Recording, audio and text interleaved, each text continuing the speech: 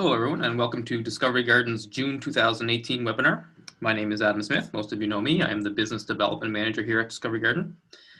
Whether you are new to Islandora or have been using the software for many years, we here at Discovery Garden want to make sure that you and your staff have the skills and knowledge to properly configure the various components within Islandora, such as facets, advanced search, and permissionable fields.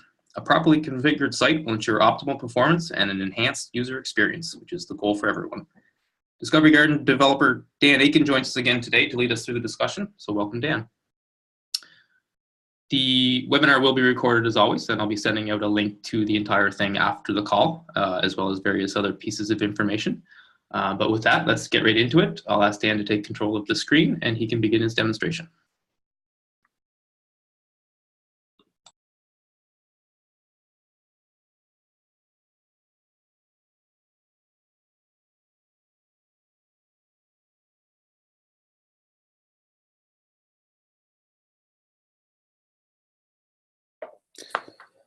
Okay. So I have my desktop set up here with our sample webinar site. We're going to go through a few sets of different administrative configuration options. These are sort of things that you would set up when you initially set up a site, some quality of life stuff, as well as things that are required to make the site function the way you want it to. I'll start, there's a few topics that I want to go over as I go through this. However, I'm going to start sort of with the simple stuff, and then we're going to ramp it up as I go along, because some of the stuff in here does get a little bit complicated. So we'll start simple and move up.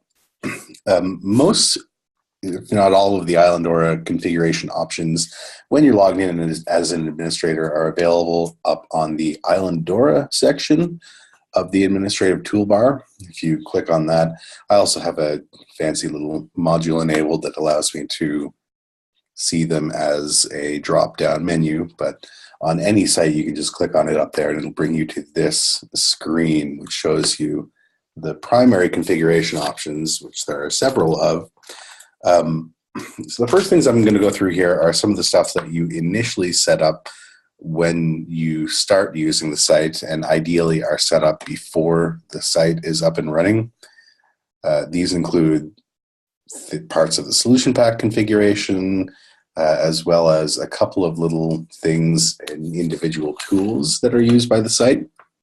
The solution pack configuration section is where you set up the ability to view, ingest, and work with different types of content, as well as little bits of how that works. If I hop in here, you'll see that this sort of houses the configuration for all the different types of content. We've got audio, images, books, collections, what have you inside here.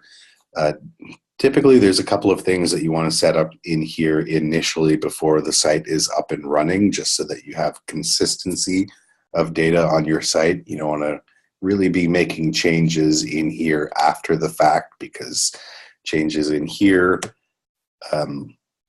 can change the way that different solution packs function and exactly what's being stored for different types of content. So if you make changes to some things in here midstream, you might see inconsistency in the way that data is being stored. So typically stuff in here you want to set up before you start using the site and ingesting content, although there are a couple things we'll show in here that are required that you can make changes to after the fact.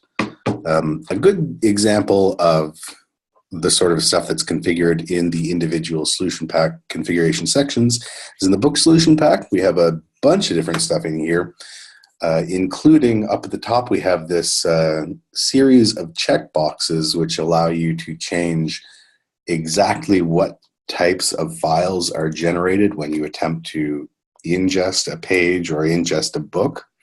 And this is the kind of thing that I'm talking about that you want to set up before you start ingesting content into your site, because this defines exactly what types of derivatives are going to be generated after you start ingesting content.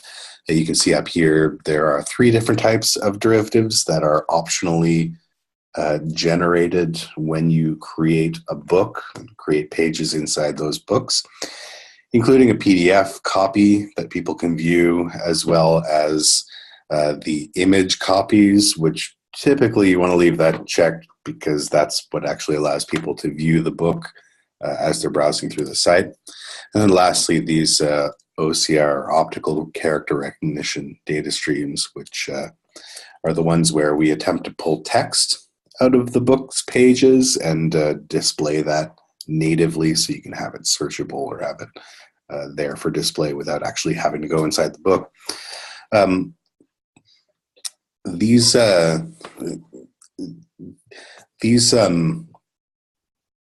These ones you want to get set up before you actually start ingesting content in the site, because later on, if you make changes to these upstreams, you'll have some objects that have these data streams and some objects that don't, and that could be problematic. Some of the stuff that you can change sort of midway are these viewers, for example. The viewers define when I go to a book and when I go to a page, what exactly am I going to be using as the viewer so that people can actually see inside the book. Right now I have the viewer for books themselves selected as the Internet Archive book reader, which is sort of the default option that ships with core Islandora. And for pages themselves, the OpenSeaDragon viewer, which is another core Islandora option. As you can see, I can set these to none. There are a couple of different options that I have here because I have a couple of different things installed. But if I went to look at a book, you'd see that on the book page itself, it'd be using the Internet Archive book reader. For pages themselves, it'd be using the OpenSeaDragon viewer. I can make changes to these and it'll change exactly the way that books and things to get displayed on site. I'm going to hop out of here for a second to show off another couple of these. So that's the one for the book solution pack. Well, let me actually get back into the solution pack configuration. So another couple of ones we might want to take a look at where we have derivatives being generated that are optional are things like the audio solution pack, where we derive an MP3 file but have the option to use the original file as fallback. So that allows the MP3 derivative to be optional for audio type content. As well, like pretty much every other module, there's an ability to select viewers here. I don't want to go over too many of these other ones. I just wanted to go over a couple of them where the derivative generation actually has implication for how much data you're going to be using up on your site. So for example, large images here, we have a couple of options in here to determine whether or not we want to create lossless derivatives, for example. And this other one here, uncompressing TIFF files prior to creating JP2 data streams, which is typically wanted, but also has implications for how much data you're using temporarily on your site, as well as how resource intensive it actually is to make these JP2 data streams. And then the other one that I want to point out that may have implications is in the PDF solution pack. There's a couple of similar options in here where, for example, we attempt to extract text streams from PDFs using PDF to text, which is nice to have around for searchability and things like that, but represents a text file being stored for every single PDF that you're putting in your repository, so be aware of that. And then this other box, which is unchecked by default, which creates a second copy of the PDF, which is intended to be PDF-A compliant. You can check that off and it'll create it. It's just not typically recommended because you're essentially storing a second copy of the PDF, whereas it would be better to ensure that the PDFs you're ingesting are PDF-A compliant before they make their way into the repository. That's just an option there in case you want Islandora to handle that stuff. So that's some of the simpler stuff that we have here, stuff like derivative generation, as well as, I mean, you'll see even in here in PDFs, we have the option of using the PDF.js reader to display PDFs or none, which just means the PDFs won't get displayed. Yeah, pretty much all the different types of content have those options for viewers, and the options that you will have for viewers specifically depend on modules that you have installed. A lot of these come with core Islandora, like the OpenSeaDragon viewer and like the Internet Archive book reader viewer, as well as some of the ones for media content like audio and video. The one in here, PDF.js, I don't believe is a standard core module. It's just one that can be installed optionally. May recommend it though. It's nice to be able to view PDFs straight on a page itself without having to download the entire thing. So this is some of the simpler stuff. The next sort of level of configuration that I want to get into here deals with users and roles. None of the stuff that we've had to do here so far deals specifically with the way users experience the site. They don't either deal with any specific roles that users have to have. However, most of the other stuff on the site is user and role dependent. And if I hop into the people section up here, we can kind of see how that works. So this site doesn't really have a whole lot of users. Actually, it just has 2 administrative users and then a couple of other users. So the way user accounts work on the site is this. You have user accounts which are tied to people. They are accounts. They sit there in the database. They have information about them. Those accounts are linked to a series of roles that those users have. And the roles themselves are what give people permission to do things on the site. It should also be mentioned that there are a couple of special users and special roles which are just specific for Drupal and which also have sort of specific implications in Islandora itself. You can actually see one of them here. This anonymous user, you'll see is sort of I'd say it's a little oxymoronic. We have a user that's an actual user, but it's anonymous. The anonymous user is anyone who is visiting the site who is not logged in. So that's not me right now. I'm currently logged in. You can see it says, hello, webinar admin up here in the corner. I am logged in. I'm a user who has a username and password and an account on the site. The anonymous user does not have a username and password on the site.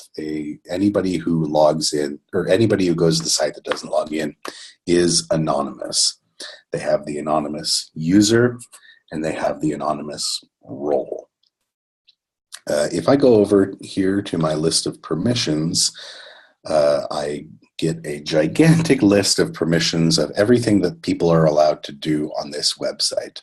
It's all organized by each module that I have installed in Drupal, and each of the module defines a few different permissions of things that people are allowed to do. I want to actually take a look over here at the list of roles that are currently on the site, because this is where I get to define like what kind of a person is a user and what do they get to do, and exactly who are they. We'll see again, these 3 roles that are currently here come by default on the site. The administrator role is exactly what it sounds like on the tin. An administrator is intended to be able to do anything on the site that they want to. And typically by default, they'll be given just every possible permission. The other 2 that are up here, anonymous user and authenticated user, are special roles that are given to users automatically. It's not something that you need to give to users. The anonymous user role is exactly what it sounds like. It is a role given to anonymous users. If somebody goes to the site and doesn't log in, they're there anonymously. They are an anonymous user. Similarly, an authenticated user is anybody who has logged into the site with a username and password or has logged into the site through some other method like LDAP. Any of those users will be given an authenticated user role, and any permissions that are given to an authenticated user will be given to anybody who's logged into the site. We can take a look and see exactly what kind of permissions people have on the site over here on the permissions tab. You can see the blue checkboxes down the right-hand side show that pretty much every permission on the site is currently being given to administrators, which is sort of how things are supposed to work. There's also an ordering, like an explicit ordering of roles here. We can see that the administrator is the most permissive role that we have in here. And the two other roles that we have below here are sort of sub-roles underneath that. This is actually something that we can establish when we're creating roles. You can actually move roles around and say that administrator is the most important role that we have, followed by authenticated users, followed by anonymous users. It deals with the way that permissions are inherited. So an anonymous user has a permission, well, that means that everybody has that permission, because if anonymous users can do something, then so can everyone else. If I add a new role in here, let's say that we have some sort of role that needs to be given to users who are visiting this site. Let's say that anonymous users on this site are allowed to view objects in the repository. However, we need another non-administrator role for people that are allowed to put things into the repository. So let's call them a contributor. Yeah, I already have that in. So I'll add that role. I do need to remember to move this contributor role above administrator, because a contributor is not as permissive of a role as an administrator. You gotta respect the hierarchy of this. I will save that order. And now we have this fancy new contributor role that I can give to people. So if I go back to the permissions tab here, we can see that this contributor has been added to the list of roles here. I'm going to scroll down until I get to the Islandora related permissions, which of course are under I. There are a whole bunch of base Islandora permissions that you get out of the box. The top one here, view repository objects, is exactly what it sounds like. It's the ability to view something in the repository. You'll notice that for a lot of these permissions, there is a little note here that says Fedora XACTML security policies may override this permission. What this means is that despite the fact that an anonymous user, an authenticated user, and now a contributor and administrator, all of these roles are allowed to view repository objects. However, any individual item in your repository may define a policy that overrides this permission. So while you might be giving permission to anonymous users to view things in the repository, you may give an individual item in the repository a policy that says, actually, anonymous users aren't allowed to view this one. Or it may say, actually, anonymous users are allowed to view this one, but not specific parts of the object. That's something that you can configure on an object-by-object basis, and with enough time, we may be able to get into it a little later on here. So there's a bunch of permissions in here, the most important ones being the ability to view repository objects, add data streams to repository objects, editing metadata, and creating new repository objects. These are sort of the base permissions for working with objects in the repository. So I'm going to say that everybody is allowed to view repository objects, but adding data streams to repository objects is only something really that a contributor or an administrator is supposed to be doing, as well as editing metadata, creating new repository objects, And this next one that says permanently remove objects from the repository, we'll say that a contributor is allowed to make contributions to the repository, but the ability to remove objects from the repository permanently is not part of their purview. We'll leave that to administrators. Managing object properties, we may want to leave that up to contributors because that allows people to define things like the label for an object that shows up, as well as whether that object is considered to be active or inactive by the repository. The ability to view a data stream history is likely useful to everybody. Since everybody can view repository objects, we'll say that they're allowed to view the history of repository objects. However, reverting to older versions of that history, we'll say that that's only the purview of contributors. The rest of these are more administrator permissions like managing deleted objects, the ability to regenerate derivatives, which is really a rare occurrence, as well as replacing data streams. Replacing data streams is something that a contributor might want to be able to do. So for example, an object might have some metadata on it, and a contributor might want to be able to replace that metadata. Or an object might have an image attached to it, and a contributor might be able to say, well, we have a newer version of that image, or that image had a fault in it, so we might want to be able to replace that. So we'll give them permission to do that. Most of the rest of these permissions that are Islandora related are really administrator permissions that typical users on the site don't really need to have. That being said, if we scroll all the way down here to the Islandora Solar section, this is where we give people the permission to do things with solar searching and solar metadata. And typically on most sites, the ability to search the solar index is given to everybody. So if you can view objects in the repository, typically you're going to want them to be able to search for objects in the repository.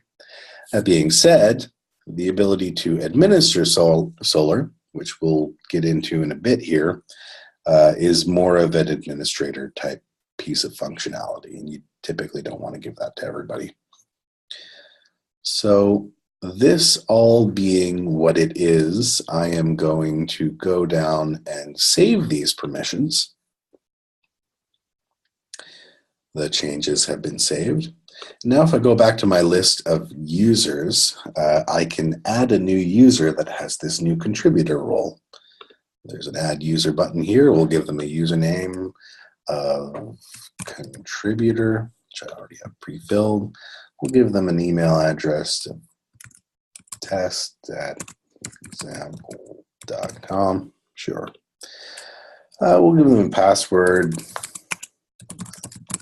Make it something simple that I can remember.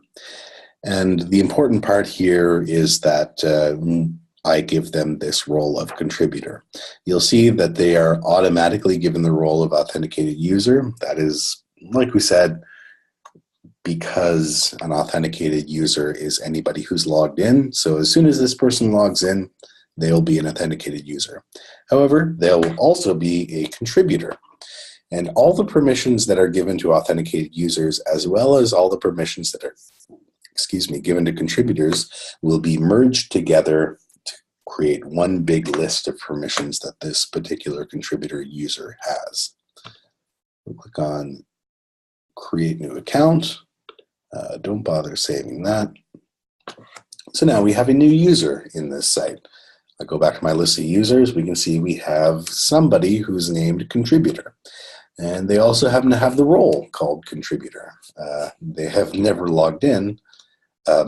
However, if I close this and log out, we can log back in with our fancy new contributor role. If you don't have, so this particular site happens to have a login link down here. The login link always just goes back to a page called user. And from here, I can log in. So I'm going to do that. I'm going to go contributor Their password is the one that I typed in previously. And now they're logged in. So they have these roles that they were given before. You'll see I no longer have my fun administrative toolbar up the top because I didn't give them permission to have that. But they're allowed to do things in the repository like ingest objects and mess around with any objects. I'm going to log out here because I still want to do things as administrator. I am going to log back in as webinar admin. Yeah, there we go. Okay, so some more things that I want to make changes to here now that I am a site-wide administrator again. I'm going to go back into my list of Islandora configuration options, and we are going to start playing around with the Solar index. This is where things get a little bit more complicated, but bear with me and we'll take a look at some things. The two things that I want to make changes here are to the way that Solar searches occur on this site, as well as the way that metadata gets displayed on the individual objects of the site. And the way that both of these things happen is through Solar, which is the search engine that drives the site. The way Solar works is every single object that we have in the repository. So let's go to one for an example, just so we can see what we're talking about here. Let's go to my list of collections, and we'll jump into something here. Do we have any audio objects in this repository? We do. We have a sample audio object. So that's fun. I am going to jump in here, and we'll take a look at some things about this sample object. We have an image here, I guess, and a little bit of metadata down here. I'm talking about a few different things about this object. So the way we went and found this object, as well as the way that the details get generated down here, is via Solar. It's via the search engine that's driving this site. And the way that Solar works is we have an object here in the repository. It's called sample audio. This object has an identifier. It has information about it.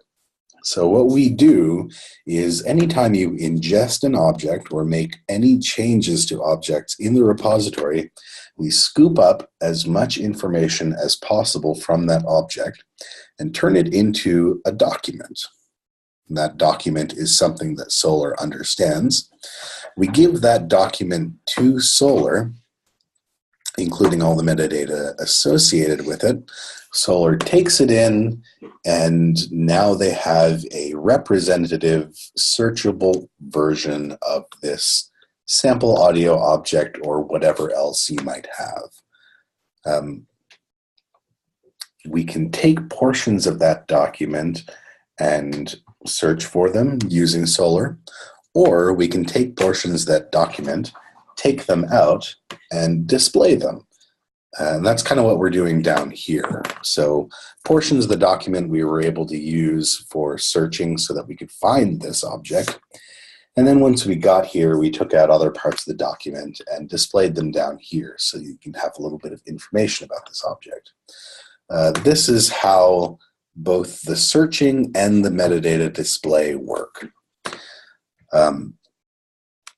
We can take a look a little bit in the back end to see some of this information that is being pulled out of this Solar document. If I go to manage the object and take a look at the list of data streams, which lists the files that are associated with this object, we can see there's a few different things in here. But one of the most important ones that I want to point out here is this mods record. This is the metadata that's currently associated with this object. And this mods record is pretty bare bones, but there are a few things in here that are of some importance, like a title, a type of resource, physical description form. This is XML metadata that is associated with this object.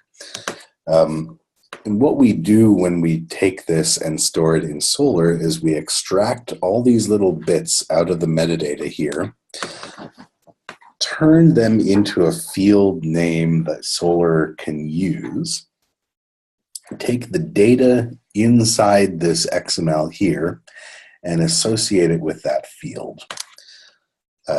We do this in a few different ways for a few different types of content inside Solar. Specifically for the mods records that are ingested, we do it by taking each individual element out of the mods here. So starting with mods, moving on to title info, and then title, we would take those elements, string them together, and say, okay, Solar, we have a mods title info title, and the contents of that mods title info title is sample audio. We also have a mods type of resource, and the contents of that mods type of resource are sound recording musical. We also attempt to take some of these attributes of the XML out and use those as well. So for example, we have a mods physical description form with an authority of mark form.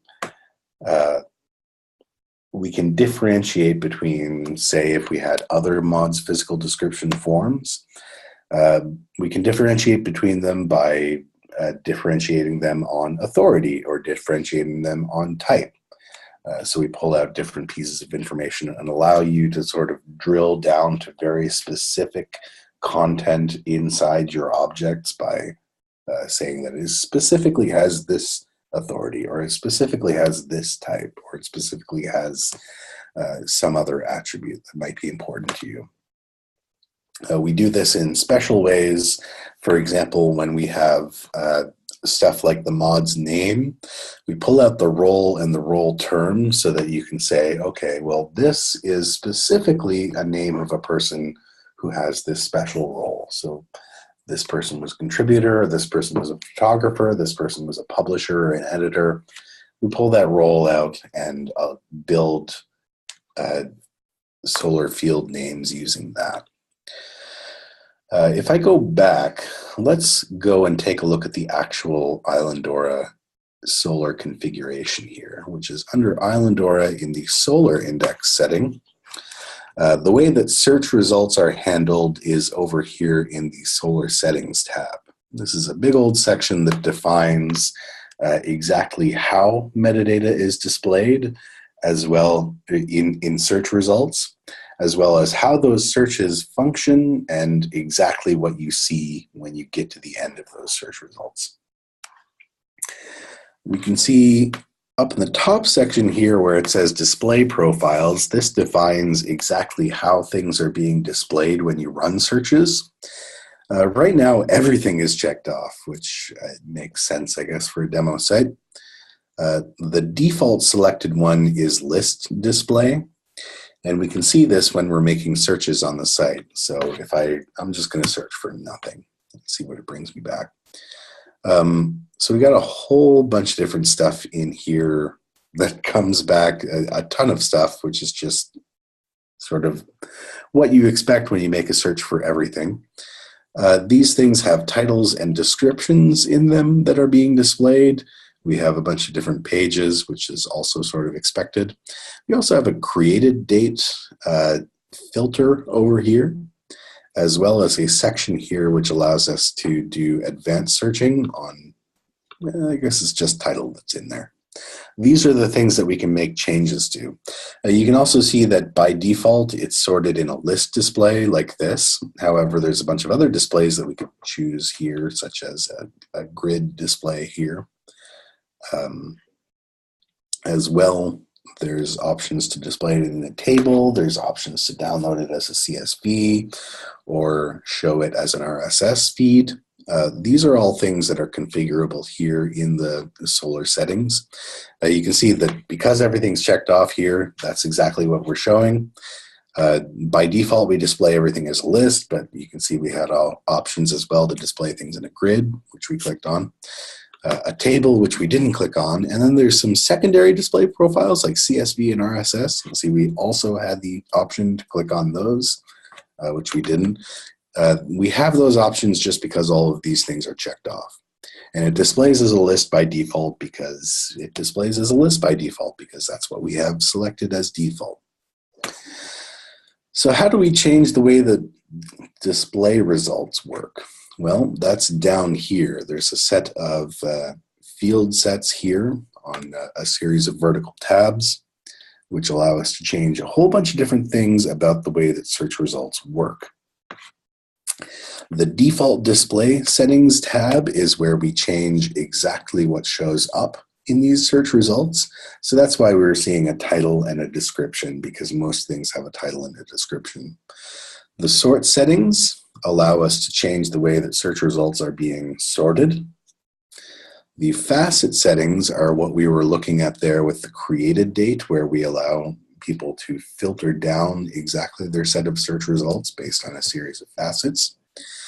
The advanced search block is what we were looking at that allowed us to do advanced searches specifically on the title.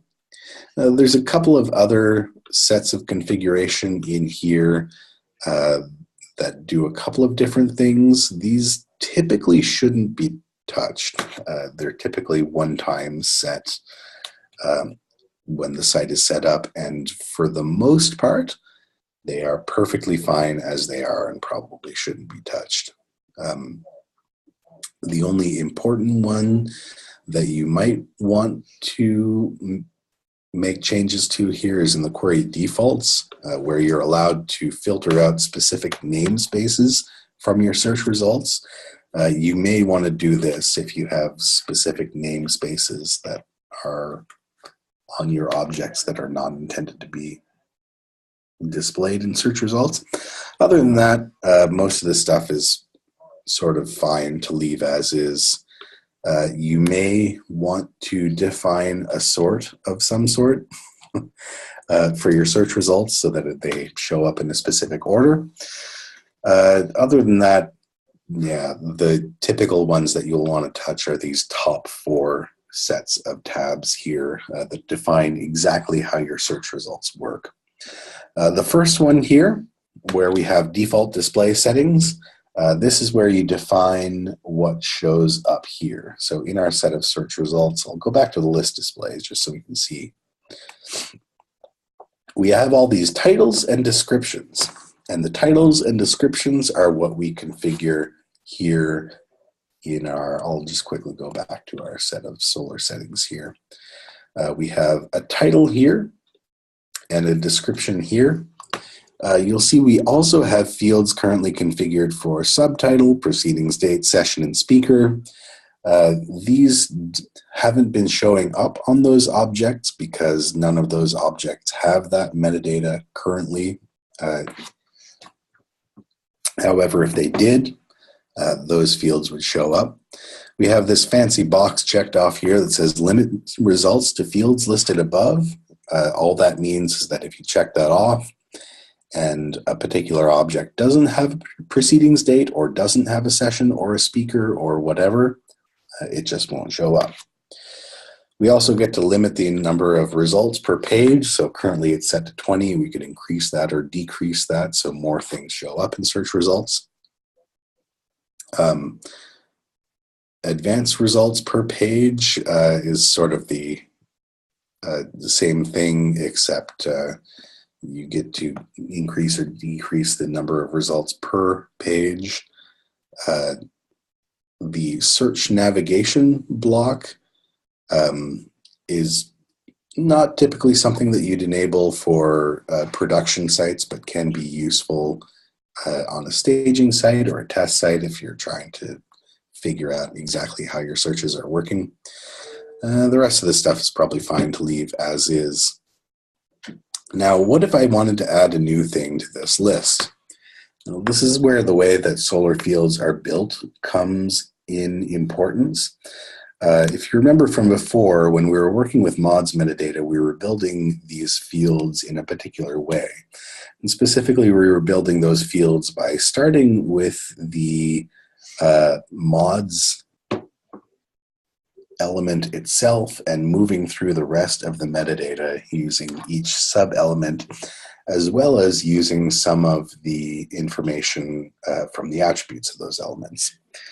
So we can start searching for some of these mods elements that we have in our metadata throughout our site.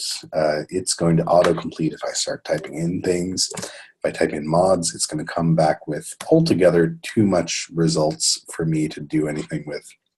But let's say I wanted something more specific, like I was looking for mods names. Mods name. That's still a pretty big list of stuff. It'll go on for a while. But let's say I want specifically mods names that have a type of personal. Well, it'll drill down to that as well.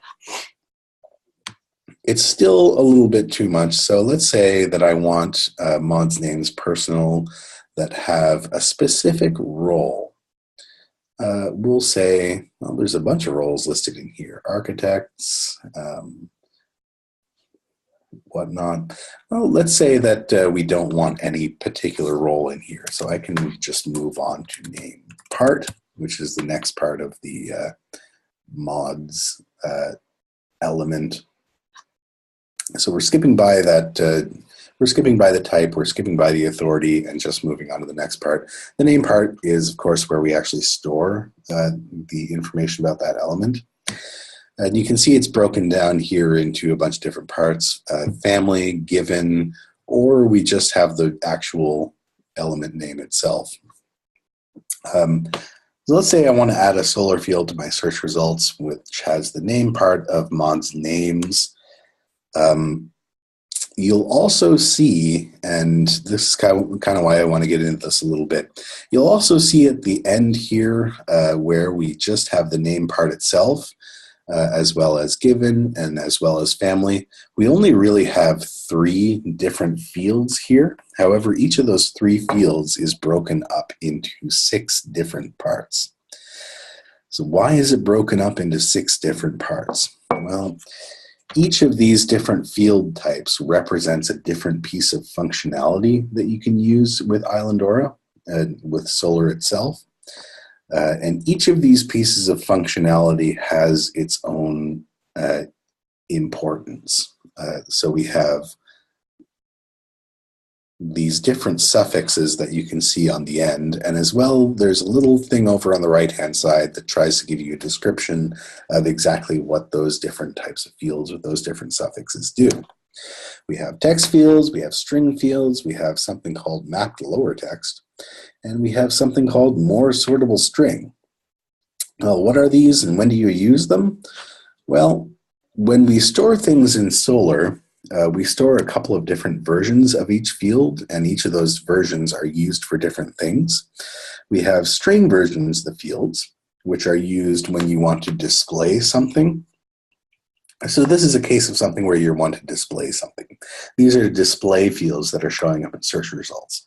So you've got something that you want to display. You want to display a title. You want to display a description. You want to display a name, a session, a speaker, something like that. In these cases, we use the S version of the field, or the string.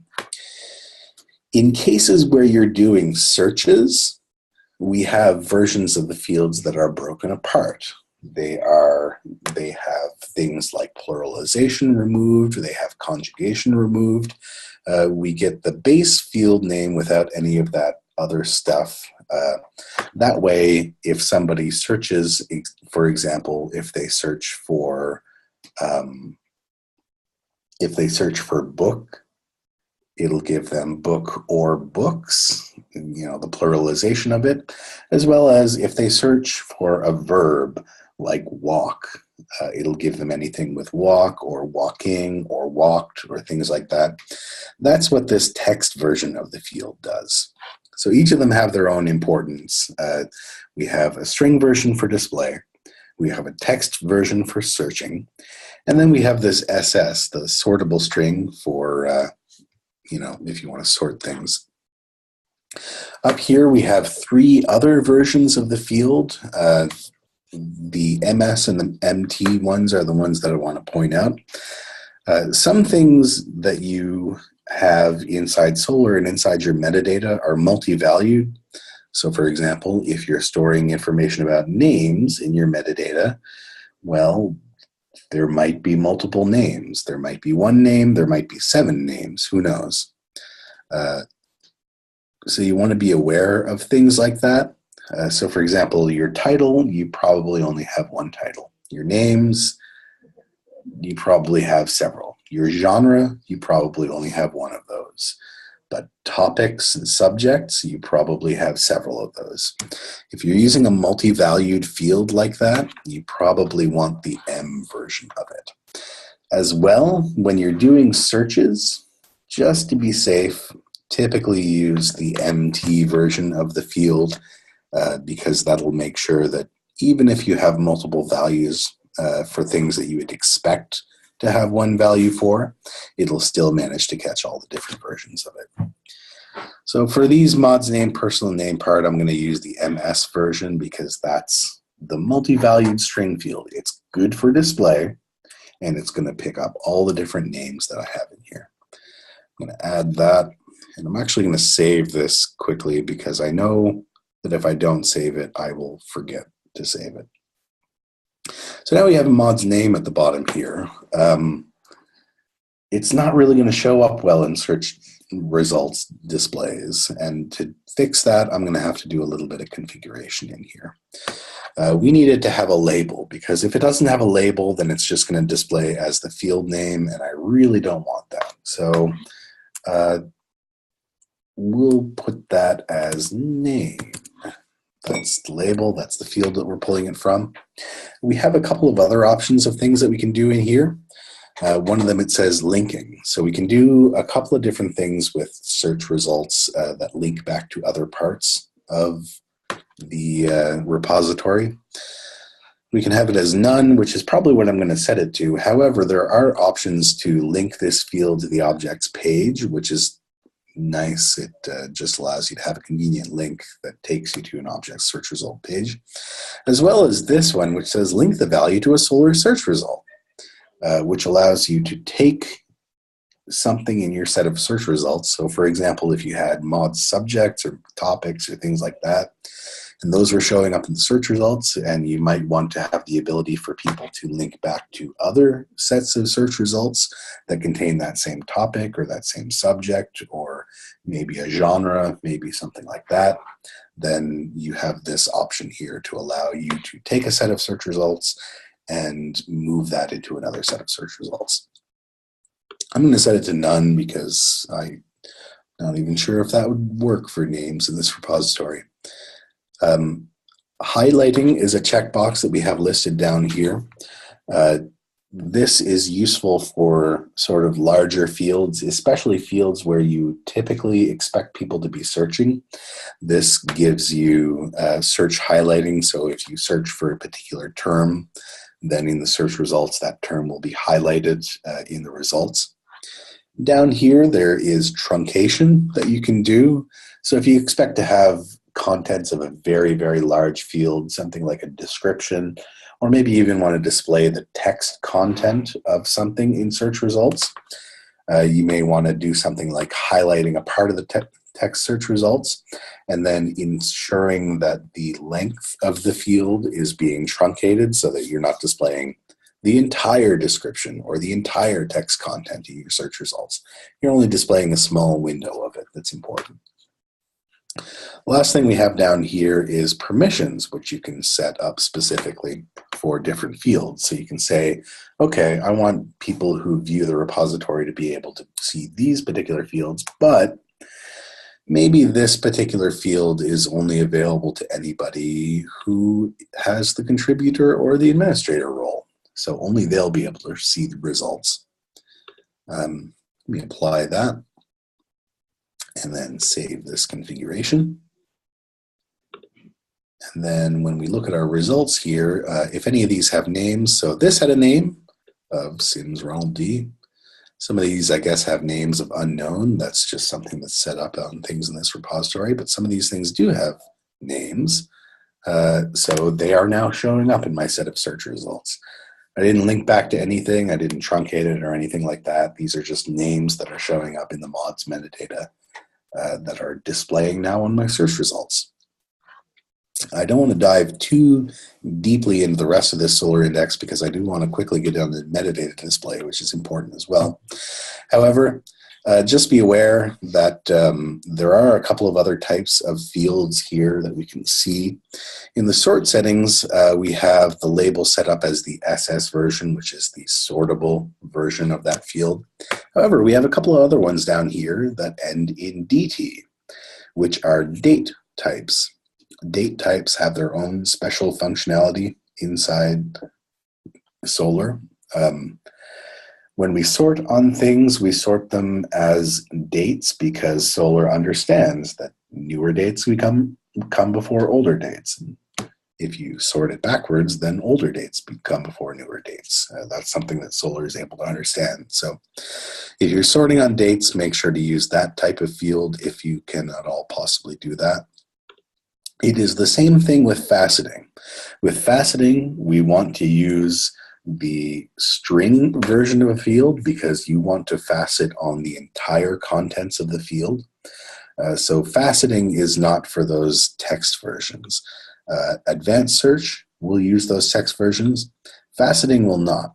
Faceting will use the string version of a field. However, if you have a date version of the field available to you, I would recommend using that because the date version of the field contains a whole bunch of special options specifically for faceting that you can use. There are a couple other faceting options that you might want to set up here, including the ability to limit the number of results required to display a facet. If something only has one possible facet option, then you may not even want to display it. As well as a couple of other options in here. I will point out a couple of them just quickly. One of them being date formatting. If you have faceting set up for date formatting, you can do a bunch of fun stuff in there I would recommend poking around at. As well as this sort by section up here. When facets come back with a list of results, you can sort those results either alphabetically from A to Z, 0 to 9, or you can sort them by how many hits each facet got. It's by the number of hits by default, but there are some cases where you might want to sort alphabetically just for convenience's sake. I'd recommend doing that if at all necessary. The other thing I wanted to point out in the Solar section here is the metadata display section, and this is where you configure how how objects actually display the metadata that they contain. This is done by type of content. So you can see each of these types of contents, like audio or images or books, all have their own way currently configured of displaying metadata. If I wanted to add a new configuration, I can do that. I add a new configuration, and then I associate that configuration with specific types of content. So I say, I have a new configuration here, and I want this configuration to be used for PDFs, for videos, for collections, and then I go in and configure exactly how that's set up. These ones are already set up for me, so I can just pop in and sort of look at how these are being done. This PDF mods display configuration is currently the one being used for PDF content model objects. I could add other content models to this. We'll just leave it at PDFs for now. The important part that's down here is the list of display fields.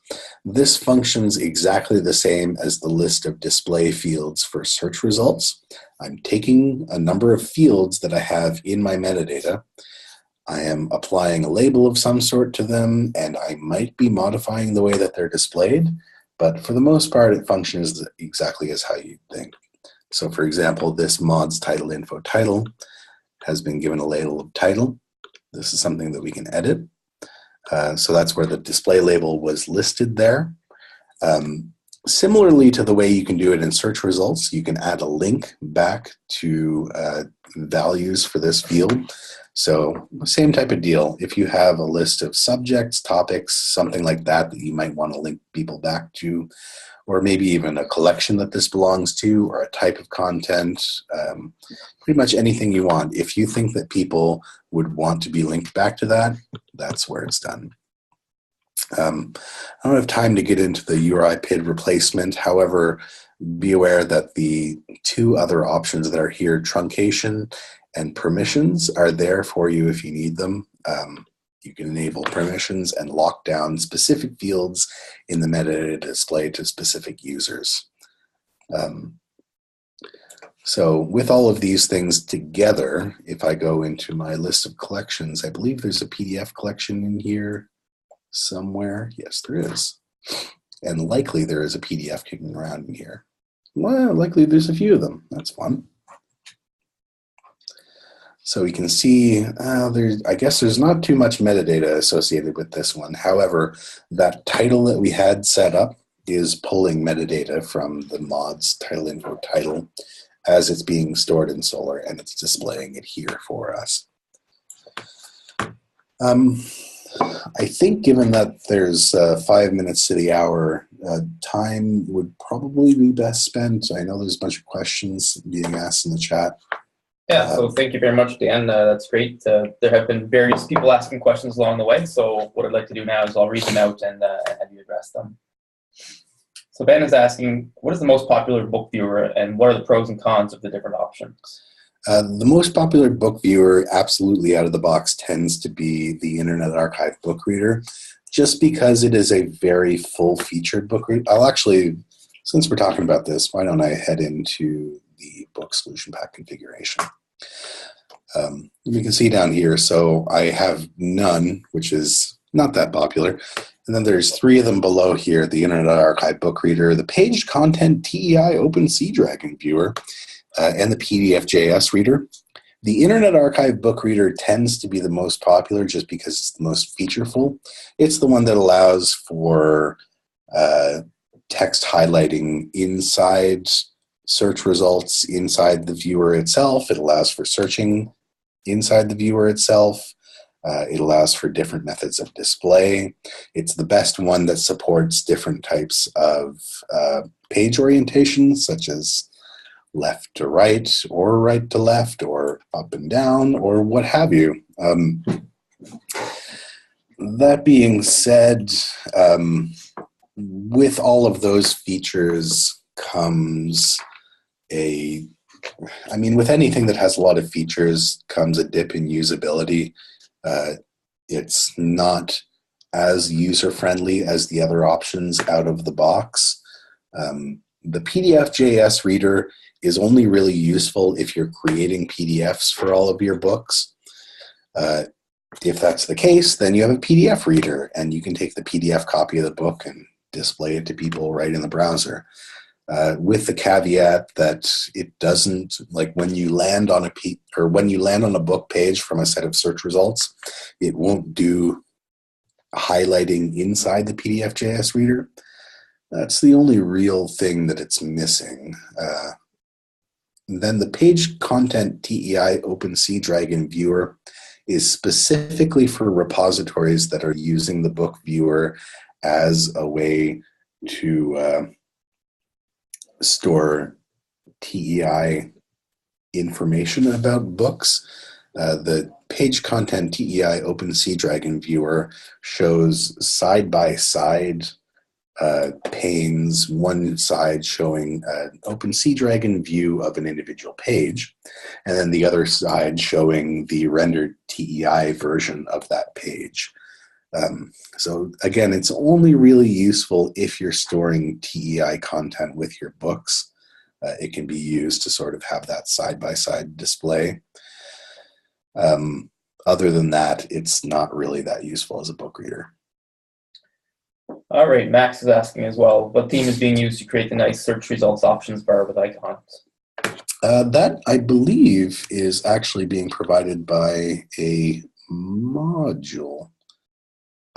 Now, what is that module? It's a module that's providing a block.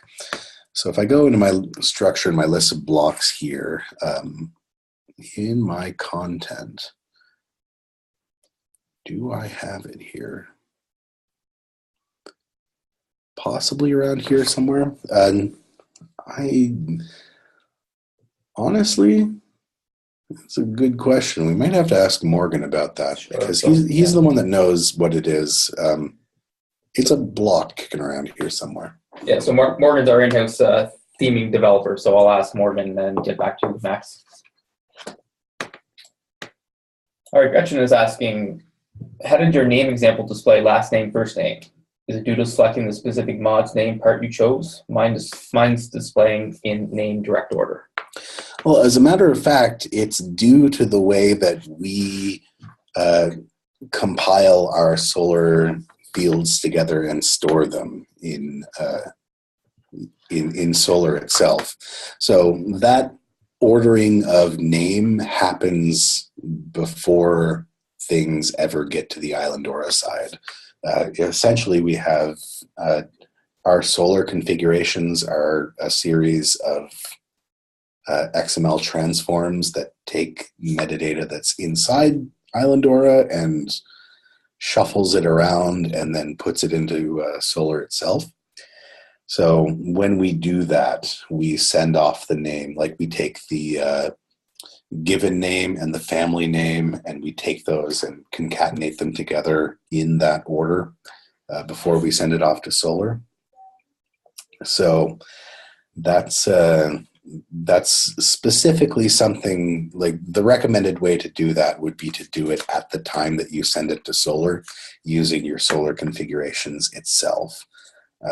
There may be ways to do it after the fact on the Islandora side, but it would require a little bit of, it would actually require like custom code to mess around with things. And it's probably something that's best being done on the way to Solar instead. All right, if anybody has any more questions, I'll give it 20 or 30 seconds to get them in. In the meantime, you can look forward, as always, to receiving our July webinar, or July newsletter, which will have some information on our July webinar, which will happen around the end of the month. And if it sounds complicated, then reach out at any point. We'd be happy to talk about entering into an agreement to be able to provide some services.